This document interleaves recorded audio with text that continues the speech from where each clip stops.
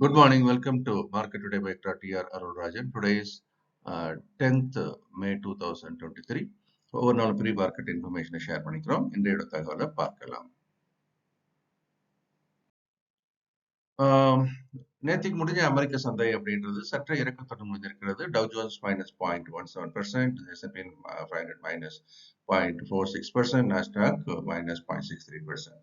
இப்போ நேற்றை பொறுத்த வரைக்கும் இந்த இறக்கம் என்பது தற்போது ஒரு பெரிய எதிர்பார்ப்புடன் இருப்பதாக பார்க்கிறோம். யூஎஸோட சில முக்கியமான டேட்டாலாம் வெளிவர இருக்கிறது. ஸோ அதை பற்றி ஒரு பயத்துடன் சந்தை பார்ப்பதாக இப்போது நாம் பார்க்கிறோம்.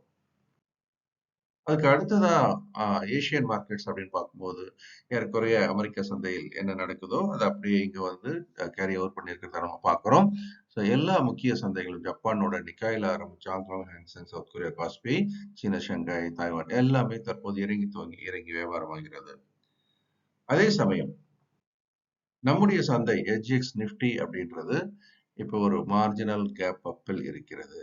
ஸோ நேத்திக்கு அப்படின்னு பார்க்கும்போது ஒரு மார்ஜினல் மூமெண்ட்ஸ்ன்றதை நம்ம பார்த்தோம். அதுக்கப்புறம் பார்க்கும்போது ஸ்ட்ராங்காகவே பார்த்தீங்க அப்படின்னு சொன்னால் மேலே ஏறி கேப் அப்ல இருந்து கீழ் நோக்கி இறங்கி ஃப்ளாட்டாக முடிஞ்சதை பார்த்தோம். இன்னைக்கு அதே மாதிரி ஒரு மார்ஜினல் கேப் அப். ஆனால் இந்த மார்ஜினல் கேப் அப் எப்படி முடிய வாய்ப்பு இருக்கு? அதே மாதிரி இன்னொரு விஷயமும் கவனத்தில் எடுத்துக்கணும்.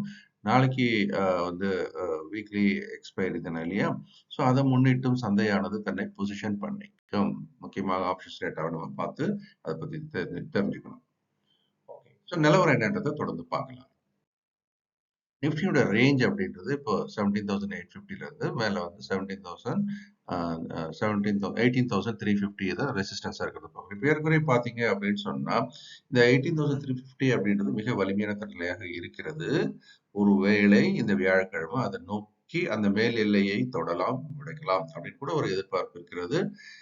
18,300 அப்படின்றதுல அதிகமான புட் ரைடிங் நடக்கிறதுனால அது கூட நடக்க வாய்ப்பு இருக்கலாம். ஸோ நிஃப்டி பேங்கோட ரேஞ்ச் அப்படின்றது 42,000 மேலே 44,300. ஸோ இன்னமும் பார்த்தீங்க அப்படின்னு சொன்னால் நிஃப்டி பேங்க் வந்து ஒரு புதிய உச்சத்தை தோற்றுவிப்பதற்கான எல்லா வாய்ப்புகளும் அதிகரித்து கொண்டுதான் இருக்கிறது. நாம் கவனமாக பார்க்கணும்.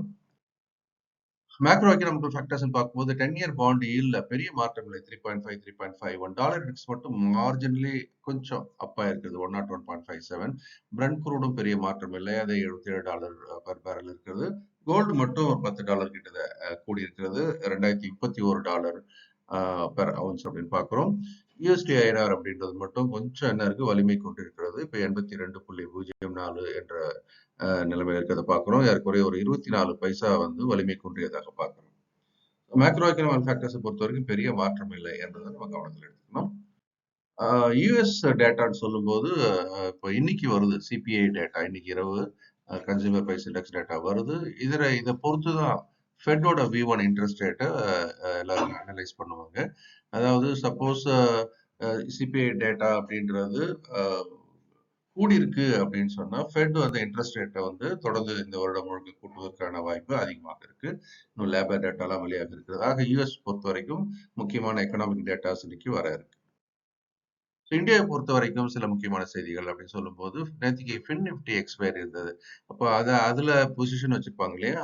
அதை பொறுத்து அது வந்து அந்த எக்ஸ்பயரி நோக்கிய நகர்வா தான் நம்ம பார்க்குறோம். கேப் அப் ஆகி கீழே முடிஞ்சது. இன்னைக்கு மிட் கேப் எக்ஸ்பயர் இருக்கு. நாளைக்கு நம்முடைய ரெகுலர் வீக்லி நிஃப்டியோட எக்ஸ்பயர் இருக்கிறது நம்ம பார்க்குறோம். நிஃப்டி, பேங்க் நிஃப்டி இதெல்லாம். ஸோ இந்த இந்த எக்ஸ்பைரி கூட முக்கியமான பிளே பண்றதா நம்ம பார்க்குறோம். அது இல்லாம Q4 ரிசல்ட்ல இன்னைக்கு எல்என்டி ரிசல்ட் வருது ஆஃப்டர் த மார்க்கெட். அதுவும் சந்தையில் நாளை தாக்கத்தை ஏற்படுத்தலாம். எஃப்ஐஸ் வந்து தொடர்ந்து வாங்குறவங்களா இருக்கிறாங்க. அவங்களுடைய வாங்குதல் தான் சந்தையை தொடர்ந்து உயர்த்தி கொண்டிருக்கிறது. நேத்திக்கும் 1942 கோடி என்ற அளவுக்கு வாங்கியிருக்காங்க. அதே சமயம் டிஐஸும் தொடர்ந்து வாங்குறவங்களா இருக்கிறாங்க. 404 crores. அது சந்தையானது புல்ஸோட கையில வலிமையா இருக்கிறதா இப்போதைக்கு நம்ம பார்க்குறோம். இது வரைக்கும் எந்த சைனும் இல்லை பெரிய வீழ்ச்சி அடைவதற்கானது. பேசிக்ஸ் ஆஃப் ஸ்டாக் மார்க்கெட் பயிற்சி வகுப்பு 21 ஜூன் ஞாயிற்றுக்கிழமை காலையில் 9 மணிலிருந்து 2 மணி வரைக்கும் ஆன்லைன்ல நடக்குது. தமிழ்ல தான் இந்த ப்ரோக்ராம்.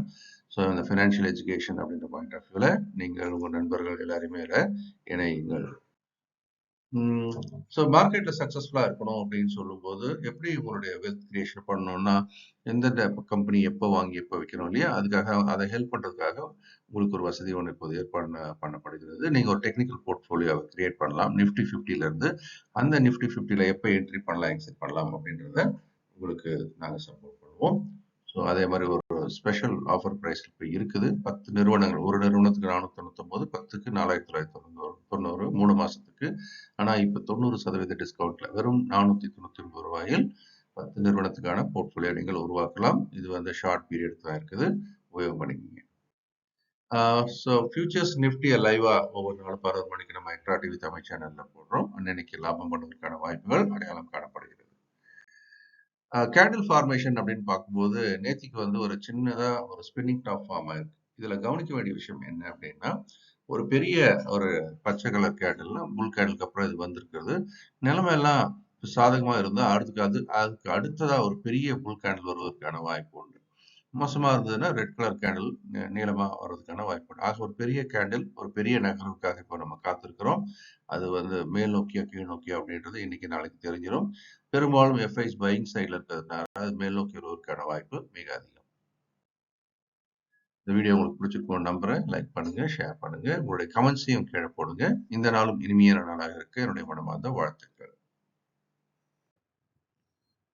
இந்த வீடியோ உங்களுக்கு பிடிச்சிருக்கும் நம்புறேன். நீங்களும் லைக் பண்ணி ஷேர் பண்ணுங்க, உங்களுடைய கமெண்ட்ஸையும் போடுங்க. இந்த நாளும் இனிமையான நாளாக இருக்க என்னுடைய மனமார்ந்த வாழ்த்துக்கள்.